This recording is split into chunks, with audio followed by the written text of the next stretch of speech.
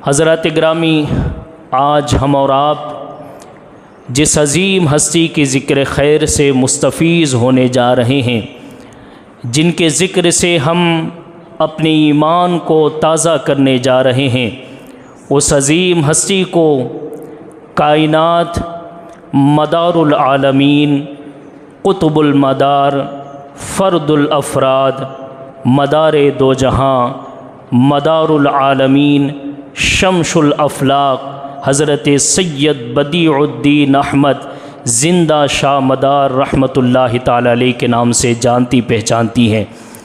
आज हम हज़रत सैयद ज़िंदा शाह मदार रहमतुल्लाहि ताला अलैह के मुख्तसर से ज़िंदगी के वाक़ियात और आपकी सवाने हयात के मुख्तसर से कुछ बातें सुनने जा रहे हैं। सबसे पहले ये याद रखें कि अल्लाह तबारक व तआला इस उम्मत की मदद के लिए, इस उम्मत की रहनुमाई के लिए, इस उम्मत की रहबरी के लिए हमारे नबी सल्लल्लाहु ताला अलैहि वसल्लम के बाद आपके उम्मत के वलियों का इंतखाब फरमाया। हमारे नबी से पहले जब भी इंसान को हिदायत की ज़रूरत होती, अल्लाह तबारक व तआला नबियों को मबूस फरमाता, नबियों को भेजता और नबियों के ज़रिए लोगों को रहनुमाई मिलती और नबी अल्लाह की तरफ रहनुमाई किया करते थे। क्योंकि हमारे नबी सल्लल्लाहु ताला अलैहि वसल्लम आखिरी नबी हैं। हमारे नबी के बाद अब कोई फिर नया नबी आने वाला नहीं। क़यामत तक, क़यामत के करीब हज़रत ईसा अलैहिस्सलातु वस्सलाम फिर जलवगर होंगे, लेकिन नए नबी नहीं हैं, वो पहले से नबी हैं। हमारे नबी के बाद कोई नबी नहीं, हमारे नबी ख़ातिमुन नबिय्यीन हैं। तो अल्लाह तबारक व तआला ने अब इस उम्मत की रहनुमाई के लिए जिन हस्तियों को मुंतखब फरमाया, उन्हीं हस्तियों को हम औलिया अल्लाह कहते हैं। अल्लाह ने इस उम्मत की रहबरी के लिए वलियों को मुंतखब फरमाया और आप इस उम्मत की तारीख़ को उठाएंगे तो आपको ये नज़र आता है जगह जगह जहाँ जहाँ भी इस्लाम की ज़रूरत पड़ी और इस्लाम के परचम को बुलंद करते हुए जो हस्तियाँ हमें नज़र आती हैं, वह हस्तियाँ अल्लाह के वलियों की हस्तियाँ हैं। आप देखिए, हज़रत अबू बकर सिद्दीक़ से ये सिलसिला शुरू हुआ। अहले बैत अतहार में हज़रत मौला अली शेर खुदा से ये सिलसिला शुरू हुआ और ये सिलसिला जगह जगह मुल्क मुल्क में वलियों के ज़रिए फैलता गया और आज भी अल्लाह के औलिया मौजूद हैं और क़यामत तक अल्लाह के वली आते रहेंगे। क्योंकि अल्लाह ने निज़ाम ही ऐसा बनाया है इस उम्मत की रहनुमाई के लिए, इस उम्मत की रहबरी के लिए। तो उन्हीं औलिया अल्लाह में से, उन्हीं अल्लाह के नेक बंदों में से एक अल्लाह के वली हैं जिनको ज़माना ज़िंदा शाह मदार रहमतुल्लाहि ताला अलैह के नाम से जानता है। अल्लाह ने हज़रत ज़िंदा शाह मदार रहमतुल्लाहि ताला अलैह को बड़ी लंबी उम्र अता फरमाई। बाज़ कहते हैं कि आप तकरीबन 600 साल तक बाहयात रहें और बाज़ कहते हैं कि 504 साल आपकी उम्र मुबारका थी। अब ज़रा आप अंदाज़ा लगाइए, जिन्होंने अल्लाह के दीन की खिदमत में, अल्लाह के दीन के फैलाने में 500 साल की ज़िंदगी लगाई हों, उनका मर्तबा, उनका मकाम, उनकी अज़मत अल्लाह और उसके रसूल के नज़दीक कितनी बुलंद होगी। ये हुजूर की उम्मत में तन्हा शख्सियत हैं जिनको अल्लाह ने इतनी लंबी उम्र अता फरमाई है। ये वलियों में पहले वली हैं जिनको अल्लाह ने इतनी लंबी उम्र अता फरमाई। और अगर हम इनकी ज़िंदगी को उठाकर देखते हैं, इतनी लंबी उम्र होने के बावजूद न शादी, न बच्चे, कोई चीज़ नहीं, आपकी पूरी ज़िंदगी सिर्फ़ और सिर्फ अल्लाह के दीन की खिदमत में गुजरी है। ये कमाल है हज़रत ज़िंदा शाह मदार रहमतुल्लाहि ताला अलैह का। अब ज़रा आपकी तारीख़ देखते हैं, आप कहाँ के रहने वाले हैं, आपके वालिद का नाम क्या है, वालिदा का नाम क्या है, और आप हिंदुस्तान कैसे तशरीफ़ लाए। सबसे पहले आप हसनी सैयद भी हैं और आप हुसैनी सैयद भी हैं। इमाम हसन की नस्ल से भी हैं और आप इमाम हुसैन की नस्ल से भी हैं। और ये कमाल हज़रत ज़िंदा शाह मदार का है कि जितना करीब आपका नस्ल, आपका सिलसिला हज़रत इमाम हसन और हुसैन से मिलता है, इतना करीब सिलसिला किसी और वली का नहीं मिलता। अब ज़रा देखिए, आपके वालिद का नाम है हज़रत सैयद अली हलबी। आप मुल्क शाम हलब के इलाके के रहने वाले हैं, इसलिए आपके वालिद को हलबी कहा जाता है। अब्बा का नाम है सैयद अली हलबी और अम्मी की तरफ से आपके अम्मी का नाम है फ़ातिमा सानिया, लेकिन ज़माना आपके अम्मी को फ़ातिमा तबरेज़ के नाम से जानता है। और आपको मालूम है कि जब भी सादात का नाम लिया जाता है तो फ़ौरन ख़ानदान किस तरफ जाता है, मदीने के ताजदार, हम सब के आका हुज़ूर अहमद मुस्तफ़ा सल्लल्लाहु ताला अलैहि वसल्लम की जानिब जाता है। अब आप अंदाज़ा कर सकते हैं कि आपका ख़ानदान मदीने से ताल्लुक़ रखता है। और फिर आपके आबा व अजदाद मुल्क शाम तशरीफ़ लाए। मुल्क शाम में एक शहर है जिसको हल्ब कहते हैं, उस हल्ब में आपके वालिद और आपके वालिदा का निकाह हुआ। और इसी मुल्क शाम में हज़रत सैयद बदीउद्दीन अहमद ज़िंदा शाह मदार रहमतुल्लाहि ताला अलैह पैदा हुए। आपके विलादत के ताल्लुक़ से एक अनोखा वाक़या बयान किया जाता है। कहते हैं हज़रत इदरीस हल्बी रहमतुल्लाहि ताला अलैह अपनी किताब में लिखते हैं, कहते हैं कि जिस वक्त सैयद अली हलबी रहमतुल्लाहि ताला अलैह के घर में एक बच्चा पैदा होने वाला था, उस वक्त सैयद अली हलबी ने और सैयदा फ़ातिमा सानिया ने घर में देखा कि नूर की तजल्लियाँ हैं, नूर की तजल्लियाँ हैं, नूर छाया हुआ है, अजीब खुशबू घर में फैल रही है।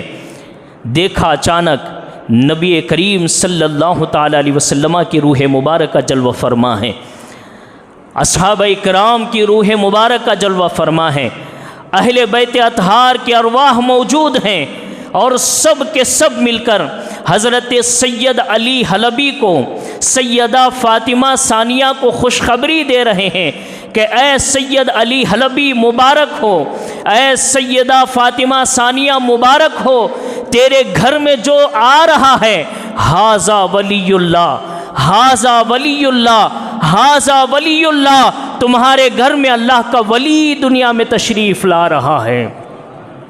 अल्लाह के नबी ख़ुद बशारत दे रहे हैं, सहाबा इकराम बशारतें दे रहे हैं, अहले बैत अतहार के अरवाह बशारतें दे रहे हैं।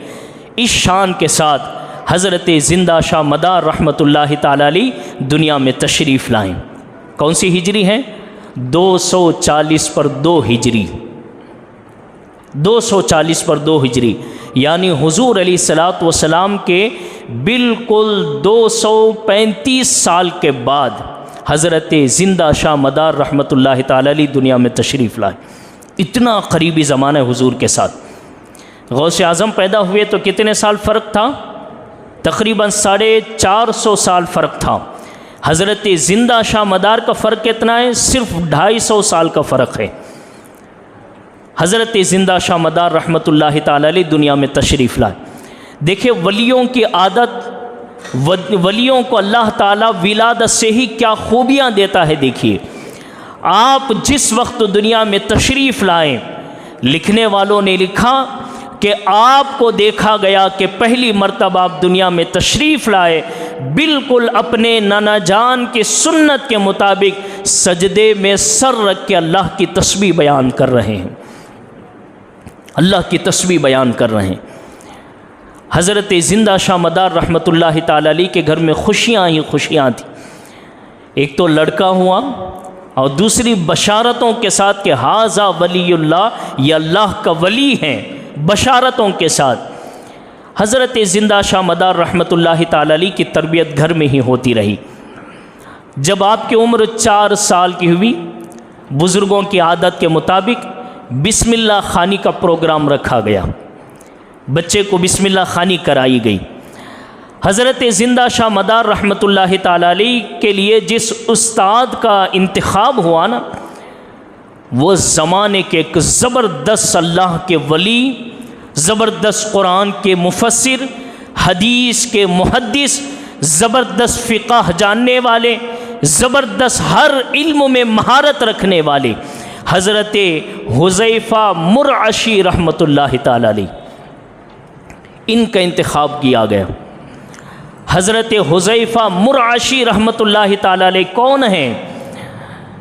बड़े बड़े मुहद्दिसीन ने अपनी किताबों में इनका नाम बड़े फ़ख्र के साथ लिया और कहा कि हुज़ैफ़ा मुरअशी वो मुहद्दिस हैं, वो मुफस्सिर हैं कि अगर हुज़ैफ़ा मुरअशी के ताल्लुक़ से कोई हदीस मिले तो उसको फ़ौरन कबूल कर लिया करो, क्योंकि ये वो इंसान हैं जिनको अल्लाह ने तक़वे का एक आला मकाम अता फ़रमाया है, एक बहुत बड़ा मर्तबा इल्म का अता फ़रमाया है।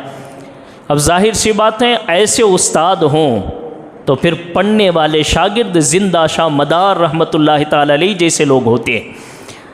हज़रत हुज़ैफ़ा मुरअशी रहमतुल्लाहि ताला अलैह के पास इल्म दीन शुरू हुआ बिस्मिल्लाह खानी के साथ 4 साल की उम्र में। 4 साल की उम्र से पढ़ते गए, 14 साल की उम्र तक पढ़े, यानी सिर्फ 10 साल का अरसा। यहाँ अगर हम अपनी गिनती लगा लें तो 10 साल में मुश्किल से हाफिज़ और आधा आलिम बच्चे बनते हैं। हिफ्ज़ के लिए अगर 2 साल भी लगा लें और आलिम के लिए अगर 8 साल भी लगा लें तो ये 10 साल का होता है। और वो भी आलिम जब बनता है तो वो पूरा आलिम नहीं, अभी वो प्रैक्टिस के ज़माने में होता है। जब पूरा आलिम हो जाता है उसके बाद किताबें पढ़ना शुरू करता है तो मुकम्मल आलिम बनना शुरू होता है। यहाँ 10 साल की उम्र है हज़रत ज़िंदा शाह मदार की। आलिम कैसे हैं, हाफिज़ कैसे हैं, देखिए फरमाते हैं कि 14 साल की उम्र में हज़रत ज़िंदा शाह मदार रहमतुल्लाहि ताला अलैह कुरान मजीद के हाफिज़, और इसके साथ साथ आप हर किताब में महारत रखने वाले, न सिर्फ हर किताब में महारत रखने वाले बल्कि किताबों में ये लिखा गया 14 साल की उम्र में हज़रत ज़िंदा शाह मदार रहमतुल्लाहि ताला अलैह कुरान मजीद के हाफिज़ के साथ साथ तौरात के भी हाफिज़ थे, ज़बूर के भी हाफिज़ थे, इंजील के भी हाफिज़ थे। न सिर्फ इन आसमानी किताबों के हाफिज़ थे बल्कि कुरान मजीद के आलिम भी थे, तौरात के आलिम भी थे, ज़बूर के आलिम भी थे, इंजील के आलिम भी थे। यानी ज़िंदा शाह मदार उस हस्ती का नाम है जो कुरान मजीद के साथ साथ हाफिज़ तौरात भी हैं, हाफिज़ ज़बूर भी हैं, हाफिज़ इंजील भी हैं, आलिम कुरान भी हैं, आलिम तौरात भी हैं, आलिम ज़बूर भी हैं और आलिम इंजील भी हैं। ये है हज़रत ज़िंदा शाह मदार रहमतुल्लाहि ताला अलैह का इल्मी मकाम। ये तौरात, ज़बूर, इंजील जो है ना, उस वक्त के नबियों को याद होती थी, उस वक्त के वलियों को याद होती थी। बाकी उस उम्मत के जो तौरात के नबी की उम्मत थी, यानी हज़रत मूसा अलैहिस्सलाम की उम्मत, हज़रत दाऊद अलैहिस्सलाम की उम्मत, हज़रत ईसा अलैहिस्सलाम की उम्मत, उम्मतियों को ये किताबें याद नहीं होती थी। या तो नबियों को याद होती या तो नबियों की बरकत से उस ज़माने के वलियों को याद होती। लेकिन अल्लाह ने अपने महबूब की उम्मत के कुछ लोगों को ऐसा ज़हन अता फ़रमाया, महबूब के उम्मत के कुछ लोगों को अल्लाह ने ऐसी ज़हानत अता फ़रमाई कि अगर वो तौरात को याद कर लेना चाहें वो तौरात के हाफिज़ हो जाते हैं, ज़बूर के हाफिज़ हो जाते हैं, इंजील के हाफिज़ हो जाते हैं। इस तरह हज़रत ज़िंदा शाह मदार रहमतुल्लाहि ताला अलैह ने 14 साल की उम्र में ये 4 किताबें याद कर ली। सिर्फ हाफिज़ नहीं बल्कि इनके आलिम भी थे। इसके साथ साथ हज़रत मखदूम अशरफ जहांगीर समनानी रहमतुल्लाहि ताला अलैह अपनी किताब लताइफ़ अशरफिया में लिखते हैं, कहते हैं कि कुछ इल्म ऐसे हैं जो किसी किसी को अल्लाह ने अता फरमाया। वो इल्म क्या है? फरमाते हैं इल्म कीमिया, इल्म हीमिया, इल्म सीमिया, इल्म रीमिया। ये वो इल्म है जो अल्लाह ने किसी किसी को अता फरमाया। हज़रत ज़िंदा शाह मदार को अल्लाह ने इन चारों इल्मों में कमाल का दर्जा अता फरमाया है। ऐसे आलिम हैं हज़रत ज़िंदा शाह मदार रहमतुल्लाहि ताला अलैह। ये आजकल जो मोबाइलों पे बैठ के बोलते हैं ना, ये बाबे तो कोई किताब ही नहीं लिखे, ये बाबों को तो किताबें पढ़ने नहीं आती थी, ये बाबे तो कुरान याद भी नहीं कर सकते थे। तुमने कभी औलिया अल्लाह की इस ज़िंदगी को देखा होता तो तुम्हें समझ में आता। आज जिस इल्म का नामो निशान नहीं है, औलिया अल्लाह की जमातें उस इल्म में महारत रखा करती थी। 14 साल की उम्र में अल्लाह ने ऐसा ज़हन अता फरमाया। 14 साल की उम्र में इल्म मुकम्मल होने के बाद हज़रत ज़िंदा शाह मदार रहमतुल्लाहि ताला अलैह ने इरादा किया कि अब मैं वालिदे ग्रामी के पास जाऊं, वालिदा मुहतरमा के पास जाऊं। आपके जो उस्ताद मुहतरम हैं हज़रत हुज़ैफ़ा मुरअशी रहमतुल्लाहि ताला अलैह, उनसे इजाज़त लेकर आप जब माँ बाप के पास पहुँचे, हलब पहुँचे, फिर हलब में माँ से इजाज़त ली, अम्मी जान मैं यहाँ से आगे जाना चाहता हूँ, आगे बढ़ना चाहता हूँ, कुछ और दीन की खिदमत करना चाहता हूँ, दीन सीखना चाहता हूँ। माँ ने इजाज़त अता फरमाई इल्म दीन के लिए। फिर हज़रत ज़िंदा शाह मदार अपने वालिदैन से रुखसत होते हैं। देखो, दुनियावी इल्म सीखने के लिए भेजना ये कमाल नहीं है, क्योंकि आप दुनियावी इल्म सीखने के लिए जब अपने बच्चे को बाहर मुल्क भेजते हैं ना, बाहर दूसरे शहरों में भेजते हैं ना, तो आपको मालूम है कि मेरा बच्चा वापस आएगा, और जब वापस आएगा तो कमाने वाला बन के वापस आएगा। इसी इरादे से हर माँ बाप अपने बच्चे को भेजते हैं। लेकिन औलिया अल्लाह को उनके माँ बाप जब भेजते थे, इरादा कमाने का नहीं होता था, इरादा अच्छी ज़िंदगी का नहीं होता था। उनका इरादा, उनका मकसद, उनकी नीयत सिर्फ़ एक होती थी, मेरा बेटा जाएगा अल्लाह और उसके रसूल की दीन की खिदमत करेगा। इस इरादे के साथ माँ बाप वलियों को रुखसत किया करते थे।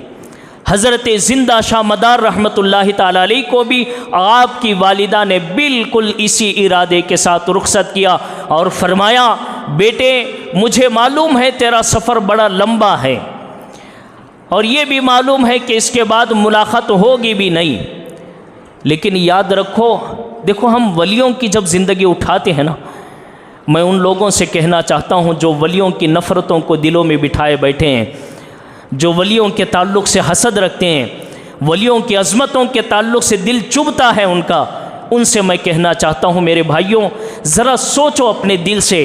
तुम तो यहाँ बैठ के घर से बाहर नहीं निकलते अगर कोई मसला हो।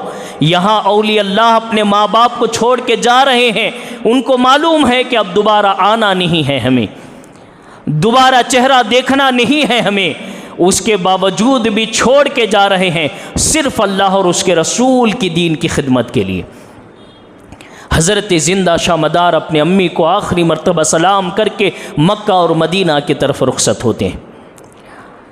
आप काबा शरीफ के सामने हाजिर हुए, आपने तवाफ़ किए, अरकान मुकम्मल किए और 40 दिन तक आपने मक्के में क़ियाम किया। अल्लाह तबारक व तआला के इबादत में, आप रियाज़त में और अल्लाह ताला के मुशाहदात में 40 दिन तक गुम रहे। फिर एक दिन अचानक 40 दिन के बाद अल्लाह के नबी सल्लल्लाहु ताला अलैहि वसल्लम ख्वाब में तशरीफ़ लाएँ और इरशाद फरमाया कि ज़रा मेरे पास भी आ, यहाँ भी फैज़ ले, मैं तेरा इंतज़ार कर रहा हूँ। नवासे हैं ना, पोते भी हैं, जाहिर सी बात है नाना का एक अलग ताल्लुक़ होता है नवासे के साथ, दादा का एक अलग ताल्लुक़ होता है पोते के साथ। तो नबी करीम सल्लल्लाहु ताला अलैहि वसल्लम ने इरशाद फरमाया, मेरे नवासे पोते आ ज़रा मदीने में। अल्लाह अकबर। ये जैसे ही ख्वाब हुआ, हज़रत ज़िंदा शाह मदार फ़ौरन उठे, काबतुल्लाह को सलाम करते हैं और फिर मदीना मुनव्वरा हाज़िर हुए। मदीना मुनव्वरा में नबी करीम सल्लल्लाहु ताला अलैहि वसल्लम की बारगाह में जिस वक्त ज़िंदा शाह मदार तशरीफ़ ले जा रहे हैं, दिल में कैफियत है। आपको मालूम है कि वहाँ के मीनारें किस तरह नूर बरसाती हैं। आपको मालूम है कि गुंबद खजरा से नूर कैसे फूटता है। आपको मालूम है कि गलियाँ कैसे खुशखबरियाँ देती हुई नज़र आती हैं। आपको मालूम है कि वहाँ की हवाएं कैसी बख्शिशों की ज़मानतें देती हुई नज़र आती हैं। वो मदीना मुनव्वरा ज़िंदा शाह मदार रहमतुल्लाहि ताला अलैह जब मदीना पाक में कदम रखते हैं, चलते जा रहे हैं, बेताब हो रहे हैं, आँखें अदब में हैं, चेहरा अदब में है, पाँव अदब में हैं, बड़े अदब व एहतराम के साथ नाना जान की बारगाह में हाजिर हुए, सलाम अर्ज़ किया। नाना के मज़ार पाक से जवाब आया। बड़े दिन तक नाना के मज़ार के पास हाजिर रहे, फैज़ व बरकत हासिल किया। फिर नाना जान ने ये खुशखबरी सुनाई कि ऐ मेरे नवासे, जा तेरे लिए मिस्र में फ़िलस्तीन में और उस फ़िलस्तीन के बैतुल मुक़द्दस में एक अल्लाह का महबूब बंदा इंतज़ार कर रहा है। जा वहाँ चले जा, वहाँ बड़ी सिलसिलों के फैज़ान हैं, वहाँ बड़ी रूहानियत है। यहाँ से जा कुछ तरबियत हासिल कर। देखो, मैं यहाँ से एक बात बताना चाहता हूँ। वो जो दिल की नमाज़ें पढ़ने वाले लोग हैं ना, मैं पूछना चाहता हूँ, इन वलियों से ज़्यादा दिल की नमाज़ें पढ़ने वाला कौन है? इन वलियों से ज़्यादा दिल के इबादतें करने वाला कौन है?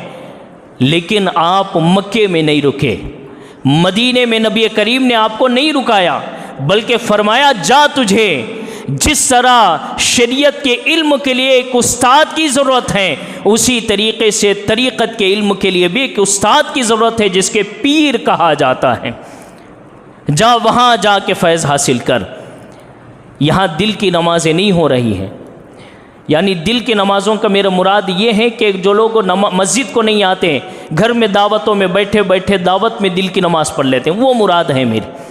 वरना तो नमाज दिल से होनी चाहिए, लेकिन हाथ उठाना भी चाहिए, सजदे करना भी चाहिए, रुकू में जाना भी चाहिए, मस्जिदें भी आना भी चाहिए। ठीक है नहीं? तो हज़रत ज़िंदा शाह मदार रहमतुल्लाहि ताला अलैह अपने नाना से खुशखबरी लेकर फ़िलस्तीन हाजिर हुए, बैतुल मुक़द्दस पहुँचे। नाना जान नबी करीम सल्लल्लाहु ताला अलैहि वसल्लम ने जहाँ नबियों की इमामत फरमाई, वहाँ 2 रकात नमाज अदा करते हैं। नमाज अदा करते ही आपने एक खूबसूरत चेहरा देखा, बड़ा नूरानी चेहरा है, बड़ा फैज़ वाला चेहरा है, बरकतों वाला चेहरा है। करीब गए, पूछा आपने, कौन है आप? मुझे खुशखबरी किसके ताल्लुक़ से सुनाई गई है? तो वो कहने लगे, मुझे ज़माना बायज़ीद बुस्तामी कहता है। बायज़ीद बुस्तामी कहता, मैं बायज़ीद बुस्तामी हूँ। अल्लाह अकबर। चेहरा देखा, जुमले सुने, नाम सुना। हज़रत ज़िंदा शाह मदार 19 साल की उम्र है। फरमाया कि हुजूर, मैं आपसे मुरीद होना चाहता हूँ, आपके पास रहकर तरीक़त का इल्म सीखना चाहता हूँ, मैं कुछ रूहानियत हासिल करना चाहता हूँ। हज़रत बायज़ीद बुस्तामी रहमतुल्लाहि ताला अलैह ने हज़रत ज़िंदा शाह मदार को मुरीद बनाया और अपने पास रखा, बहुत कुछ सिखाया। और सिखाने के बाद 4 साल के अरसे के बाद 4 साल पीर की खिदमत में रहे। 4 साल पीर के पास रह के इल्म रूहानियत आपने हासिल की, इल्म तरीक़त आपने हासिल की। फिर उसके बाद आपके पीर व मुर्शिद का विसाल हुआ। पीर व मुर्शिद के विसाल के बाद अब आपने इरादा किया, मैं बैतुल मुक़द्दस में नहीं रहूँगा, फिर वापस मक्का चले जाऊँगा। मक्का आए, फिर मदीना आए, फिर वहाँ से अल्लाह के नबी सल्लल्लाहु ताला अलैहि वसल्लम ने पहली मर्तबा दीन के काम के लिए हज़रत ज़िंदा शाह मदार को हिंदुस्तान की तरफ जाने का हुक्म दिया, हिंदुस्तान जाने का हुक्म दिया। जिस वक्त हिंदुस्तान में हज़रत ज़िंदा शाह मदार रहमतुल्लाहि ताला अलैह आए, उस वक्त माहौल क्या था? चारों तरफ कुफ्र ही कुफ्र है। कलमा पढ़ने वाला दूर दूर तक कोई नज़र नहीं आ रहा। हर कोई बुत की इबादत करने वाला, अलग अलग खुदाओं को खुदा बनाने वाला, दूर दूर तक कोई नामो निशान नहीं। और ये गरीब नवाज से कितने साल पहले का मामला है जब आप आ रहे हैं? कितने साल हैं? तकरीबन 350 साल पहले। कितने साल? 350 साल पहले गरीब नवाज के हिंदुस्तान आने से आपने हिंदुस्तान तशरीफ़ लाने का इरादा किया, फिर आप हिंदुस्तान तशरीफ़ लाए। चेहरा आपका कितना नूरानी था, कितना खूबसूरत था, अल्लाह ने क्या दिया था चेहरे में। देखिए, सच्चे का चेहरा अलग ही होता है। हम तो दिखावे की नमाज़ें पढ़ते हैं ना, हमारी दाढ़ी भी है तो दिखावे की, हमारे अमामे भी हैं तो दिखावे के, हमारे जुब्बे भी हैं तो दिखावे के, हमारा इल्म भी है तो दिखावे के, तस्बीहात हाथ में भी लेते हैं तो दिखावे के। हर तरफ दिखावा है तो चेहरे पे नूर कैसे आएगा? चेहरे पे नूर उसका आता है जिसकी इबादतें सिर्फ़ अल्लाह और उसके रसूल के लिए होती हैं, जिसका हर काम सिर्फ़ अल्लाह और उसके रसूल के लिए होता था। चेहरा कितना नूरानी था। जब आप हिंदुस्तान पे कदम रखें, जो जो आपका चेहरा देखता था, चेहरा देख के कलमा पढ़ के मुसलमान हो जाता था। ये नूर था हज़रत ज़िंदा शाह मदार रहमतुल्लाहि ताला अलैह के चेहरे में। मैं उनसे पूछना चाहता हूँ जो वलियों पर उंगलियाँ उठाते हैं, कभी तेरा चेहरा भी किसी ने देख के कलमा पढ़ा हो तो बता। तो उंगलियां उठाता है वलियों के मज़ारात पे, तो उंगलियां उठाता है वलियों के ज़िक्र पे, वलियों के करामतों पर उंगलियां उठाता है। कभी तेरा चेहरा देख के किसी ने कलमा पढ़ा? जनाब, हमारे चेहरे तो ऐसे हैं कि जब हम किसी गैर मुस्लिम के पास आते हैं, आज वो मारने के लिए तैयार खड़ा रहता है, आज वो भगाने की बातें करता है, आज वो ये कहता है कि इसको हमारे मुल्क में रहने के इजाज़त नहीं है, इसको भाग जाना चाहिए, चले जाना चाहिए इस मुल्क को छोड़कर। बोल रहे हैं कि नहीं बोल रहे हैं? क्या हुआ? हम भी तो मुसलमान हैं ना, करोड़ों के हैं ना, करोड़ों के होने के बावजूद क्यों आज हम ऐसे हैं? उस वक्त जिस वक्त हज़रत ज़िंदा शाह मदार आए थे, वहाँ मुसलमानों का एरिया नहीं था, मुसलमानों की जमात नहीं थी, मुसलमानों का कोई इलाका शहर नहीं था, तने तन्हा आए थे, कुछ कहते नहीं थे, सिर्फ चेहरा बताता था कि मुसलमान कितना सच्चा होता है, सिर्फ चेहरा बताता था कि मुसलमान कितना पक्का होता है। हज़रत ज़िंदा शाह मदार रहमतुल्लाहि ताला अलैह का चेहरा जो देखता कलमा पढ़ के मुसलमान हो जाता। इस तरह आपने 7 मरतबा हिंदुस्तान की तरफ रुख किया और 7 मरतबा फिर मदीना पाक आप तशरीफ़ ले गए। मैं आपसे पूछना चाहता हूँ, शहर आपका ये नहीं है, आपके ख़ानदान के लोग यहाँ नहीं रहते, सारे अजनबी लोग हैं। अगर आपको बोले जाओ जनाब वहाँ पे दीन का काम करना है, मस्जिद बनाए हैं, जाके ज़रा नमाज़ पढ़ा के आइए, ज़रा दीन का काम करके आइए अकेले। आज हमारे 10-10, 40-40 लोग मिल के जाते हैं तो दीन का काम कम होता है, बिरयानी का काम ज़्यादा होता है। माफ़ कीजिएगा, जो हकीकत है मैं वो बता रहा हूँ। ये आज हमारे जो दीन के काम हैं, ये काम सारे दिखावे के हो गए कि बस हम नाम के लिए जा रहे हैं, नाम के लिए काम कर रहे हैं, और आपको एक मर्तबा फिर दोबारा उस इलाके में भेजा जाए जहाँ कोई भी ना हो, तो आप बोलेंगे ऐसा कैसा भेज रहे हैं आप? वहाँ तो हमारा जान पहचान का कोई नहीं, अपना भी कोई नहीं है, वहाँ जाके क्या काम करूँ? यहाँ तो जो अच्छा खासा मुसलमान है उसको भी बहका के आते हैं। और वो ज़माना था वहाँ कोई कलमा पढ़ने वाला भी कोई नहीं, तने तन्हा आते थे। मक्का भी वापस गए, मदीना वापस गए, अपने नाना का शहर है, अपने दादा का शहर है, मदीने में नहीं रुके, मक्के में नहीं रुके, मुल्क शाम में नहीं रुके, वापस आ गए। 7 मरतबा आप हज के लिए तशरीफ़ ले गए, 7 मरतबा वापस आए। क्यों वापस आए? सिर्फ़ अल्लाह और उसके रसूल की दीन की खिदमत करने के लिए, सिर्फ़ अल्लाह और उसके रसूल की दीन की खिदमत के लिए। अच्छा, दीन की खिदमत कैसी होती थी? एक अनोखा वाक़या है। वो ज़माना था कि समुंदर में कश्ती के ज़रिए आपको मक्का मुकर्रमा मदीना पाक जाना पड़ता था, कश्ती के ज़रिए, बड़ा लंबा सफ़र, और कश्ती बचेगी कि नहीं बचेगी इसका भी कोई पता नहीं। हज़रत ज़िंदा शाह मदार रहमतुल्लाहि ताला अलैह एक मरतबा आप मदीने से वापस आ रहे हिंदुस्तान के लिए, कश्ती में बैठे हैं, कश्ती में सारे के सारे गैर मुस्लिम, कोई भी मुसलमान नहीं। अब दीन की खिदमत का अंदाज़ देखिए, दीन का काम करने का अंदाज़ देखिए। आज हम अगर होते तो हम खामोश बैठ जाते ना, डर के मारे, क्या होता कि क्या है, अकेला हूँ, कहीं फेंक तो नहीं देंगे, कहीं ढकेल तो नहीं देंगे मुझे पानी में। अल्लाह के वली थे, इनको ना कोई खौफ होता है ना किसी चीज़ का रंज होता है। ला खौफुन अलैहिम वला हुम यहज़नून के मुज़दाक़ हैं ये। बैठे हैं कश्ती में, सफ़र शुरू हुआ, कुरान करीम की एक आयत की तिलावत करते, सूरतुर राद की, जिसमें अल्लाह ताला इरशाद फरमाता है, ऐ लोगों देखो ये तुम्हारे रब की कुदरत है जो हमने समुंदर बनाए, और फिर समुंदर में देखो तुम्हारे लिए हमने कश्तियाँ बनाई, और ये कश्तियाँ चलती हैं तो लोगों को फ़ायदा देते हुए चलती हैं, किसी को मंजिल मकसूद तक पहुँचाती हैं, किसी के सामान को पहुँचाती हैं। और लोगों याद रखो कि अगर इसी समुंदर में मौजें मारना शुरू हो जाए, इसी समुंदर में अगर पानी मौजें मारने लग जाएं, तो बताओ बचाने वाला कौन है? बचाने वाला कौन है?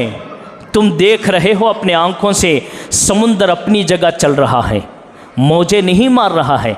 ये जो बराबर चला रहा है ये भी अल्लाह ताला है। ये जो तुम्हारे कश्ती को आराम से मंजिल मकसूद तक पहुंचा रहा है ये भी रब्बे कायनात की ज़ात है। तिलावत कुरान इस अंदाज से आप समझा रहे हैं। कश्ती में जितने बैठे थे, सिर्फ हज़रत ज़िंदा शाह मदार की कुरान करीम की एक तर्जुमे को सुनकर सारे कश्ती वालों ने कलमा पढ़ा और कहा आप हाथ बढ़ाइए, एक आयत करीमा की शान जब ये है तो पूरे कुरान की अज़मत क्या होगी। हम आपके हाथ में हाथ दे के मुसलमान बनना चाहते हैं। अल्लाह अकबर, कितना खूबसूरत अंदाज़ है दीन के काम करने का। एक मरतबा का वाक़या है कि आप जब चौथे या पाँचवें मरतबा जब आप तशरीफ़ लाए, तकरीबन 350 साल के बाद, गरीब नवाज़ अजमेर शरीफ में जलवा फरमा थे। सरकार गरीब नवाज़ को मालूम हुआ कि हज़रत ज़िंदा शाह मदार रहमतुल्लाहि ताला अलैह की आमद हुई अजमेर शरीफ में। आपने इरादा किया कि मैं मुलाकात करूं, फैज़ हासिल करूं, क्योंकि बड़े लोग हैं बायज़ीद बुस्तामी से जिनसे मुलाकात, 350 साल की उम्र का कुरान का आलिम, तौरात का आलिम, इंजील का आलिम, ज़बूर का आलिम, क्या इल्म रखता होगा, कैसा इल्म रखता होगा। चारों किताबों के हाफिज़ व आलिम हज़रत बदीउद्दीन ज़िंदा शाह मदार रहमतुल्लाहि ताला अलैह के मुलाकात के लिए हाजिर हैं। 3 दिन और 3 रातें आप करीब बैठकर फ़ैज़ हासिल किया हज़रत ज़िंदा शाह मदार से। एक वाक़या बड़ा अजीब हुआ। यहाँ पे हुआ ये कि आप जब वहाँ से गुज़र कर जब आप गुजरात पहुँचे, राजस्थान से होते हुए, अजमेर से होते हुए जब आप गुजरात में पहुँचे तो शेख मोहम्मद लाहौरी रहमतुल्लाहि ताला अलैह जब वहाँ पे इनको दीन के काम के लिए आपने लगाया था, तो ये इनके सामने एक बड़ा अजीब मसला था। रोज़ाना कोई ना कोई आता परेशान करता, थका देता था, दीन का काम करना बड़ा मुश्किल था। तो जिस वक्त हज़रत ज़िंदा शाह मदार रहमतुल्लाहि ताला अलैह पहुँचे, आए, अर्ज़ किया कि हुज़ूर बड़ा मुश्किल है यहाँ दीन का काम करना, ये इलाक़ा गुजरात का है, मुझे बड़ा मुश्किल जा रहा है, ज़रा आप कोई करामत करें, आप कोई जो है अल्लाह की कुदरत को ज़ाहिर करें। हज़रत ने फरमाया जाओ तुम्हारे दुश्मन को बुला के लाओ।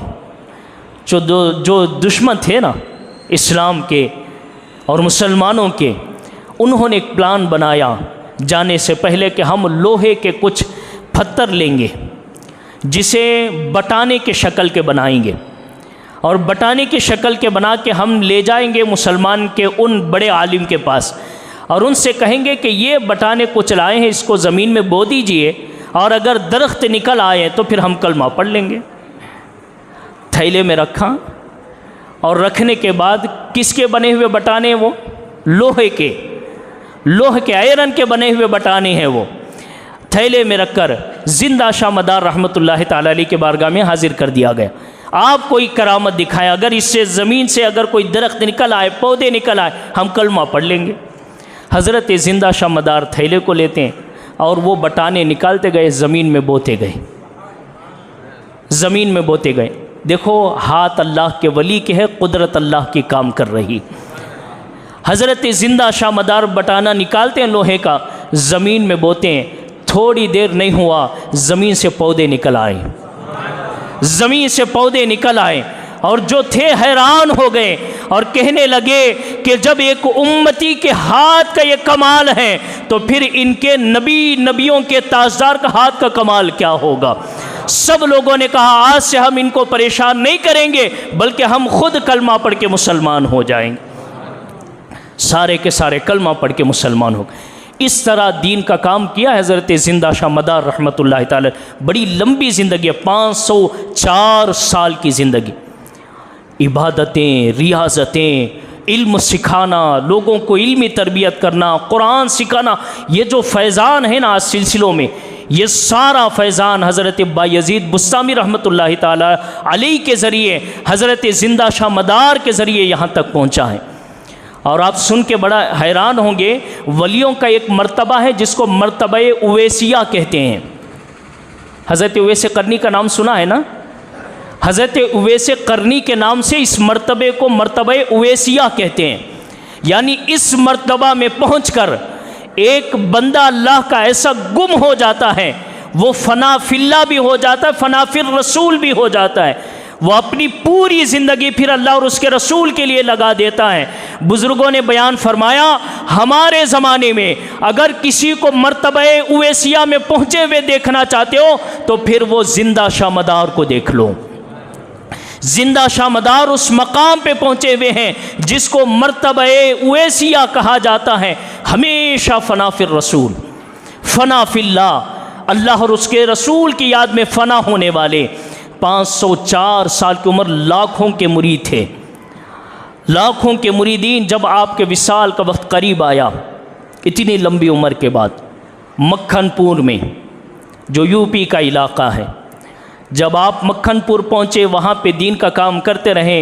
आपकी उम्र जब 504 साल की पहुँची, अल्लाह की तरफ से हर इंसान को जाना है, कुल्लु नफ्सिन ज़ाइक़तुल मौत, हर इंसान को मौत का मज़ा चखना है। वो चाहे कितनी भी लंबी उम्र पालें लेकिन मौत का मज़ा तो चखना है। लाखों मुरीदीन जमा हैं। आपने उन मुरीदीन में से खुलाफा को अलग किया और उन खुलाफा में से फिर एक ख़ास मुरीदीन को अलग किया जिन लोगों की तादाद 70 थी। लाखों में से कुछ ख़ास, उनमें से 70 लोगों को जमा किया और फरमाया, तुम सब मेरे नाइब हो, तुम सब मेरे नाइब हो। अब मेरा जो दीन का काम है वो तुम्हारे ज़रिए चलेगा। अल्लाह और उसके रसूल की दीन की खिदमतें तुम्हारे ज़रिए चलेगी, मेरी मेहनतें तुम्हारे ज़रिए चलेगी। लेकिन मैं तुम्हें नसीहत करना चाहता हूँ, नमाज शरीयत कभी नहीं पढ़ना, नमाज तरीक़त पढ़ा करो। नमाज शरीयत नहीं पढ़ना, नमाज तरीक़त पढ़ा करो। हैरान हो गए, पूछने लगे नमाज शरीयत और नमाज तरीक़त में फ़र्क क्या है? आपने फरमाया, नमाज शरीयत वो भी पढ़ लेता है जो अल्लाह अकबर कहता है, दिमाग उसका घर में होता है, दिमाग उसका बच्चों के पास होता है, दिमाग उसका कारोबार की तरफ होता है, दिमाग उसका अपने दुकान की तरफ होता है, दिमाग उसका अपने ज़मीन की तरफ होता है, दिमाग उसका अपनी तबीयत की तरफ होता है। नमाज शरीयत वो भी पढ़ लेता है जो दिमाग में सारे जहां को बसाता है, अल्लाह और उसके रसूल की याद से गाफिल होता है। लेकिन नमाज तरीक़त वो नमाज होती है, एक लम्हा भी अल्लाह और उसके रसूल से ये नमाज गाफिल नहीं करती, एक लम्हा भी गाफिल नहीं होती। पूछा नमाज तरीक़त कैसी होती है? कहा जब अल्लाह अकबर कहो तो ये समझो कि तुम्हारे सामने तुम्हारा रब तुमसे बात कर रहा है और तुम अपने रब से बात कर रहे हो। जो हदीस कुदसी में बयान हुआ, कहते हैं कि इस तरह नमाज पढ़ो, जब ये नमाज तुम्हारी होगी बोलने की ज़रूरत नहीं होगी, चेहरा देख के लोग कलमा पढ़ के मुसलमान हो जाएंगे। इस तरह तरबियत करके आप दुनिया से रुखसत होते हैं। 806 हिजरी में आपका विसाल हुआ।